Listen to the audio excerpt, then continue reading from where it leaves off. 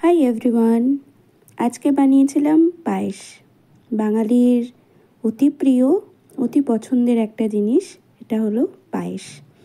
এর জন্য আমি কিছু উপকরণ নিয়ে নিয়েছিলাম। সেটা হচ্ছে কাজু, কিশমিশ, বাতাসা, গোবিন্দভোগ চাল, দুটো ছোট গুড়, এলাচ আর একটা ছোট্ট উপকরণ, সেটা হলো কেশর।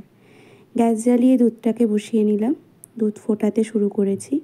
যতক্ষণ দুধ ফুটছে ততক্ষণ উপকরণ, এরপর দুটো এলাচ টুকরো করে দুধের মধ্যে দিয়ে দিলাম। দুধটাকে আবার নাড়তে হবে, না নাড়লে দুধ ধরে যাবে তলার দিকে।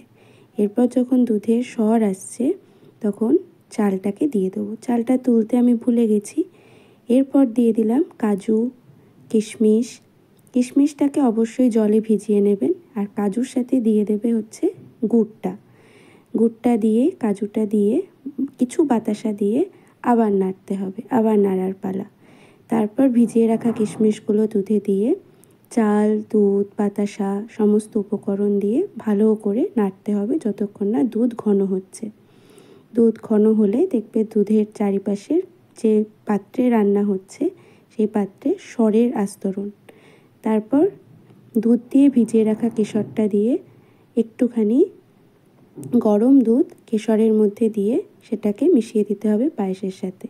তারপর গ্যাসের সিম বাড়িয়ে ভালো করে দুধে ফুট এলে ভালোভাবে নেড়ে চেড়ে আর একবার দেখে নিতে হবে চালগুলো সিদ্ধ হয়েছে কিনা। চাল সিদ্ধ হয়ে যাওয়ার পর দুধে এরকম স্বর উপরের দিকে উঠে এলে জানবে তোমার পায়েস অলমোস্ট করার। তো এখানে দুটো সাদা বলে, যেহেতু অ্যাজ ইফ পায়েসটা হলুদ হয়েছে কেশর দেওয়ার জন্য, তো আমি সাদা বোলের মধ্যে পায়েসটাকে বেড়ে নিচ্ছি।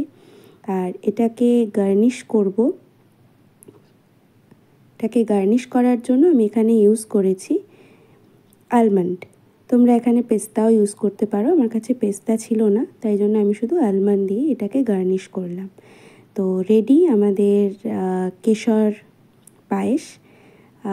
খেতে খুব সুন্দর হয়েছিল। তোমরা চাইলে তোমরাও ট্রাই করতে পারো। টাটা।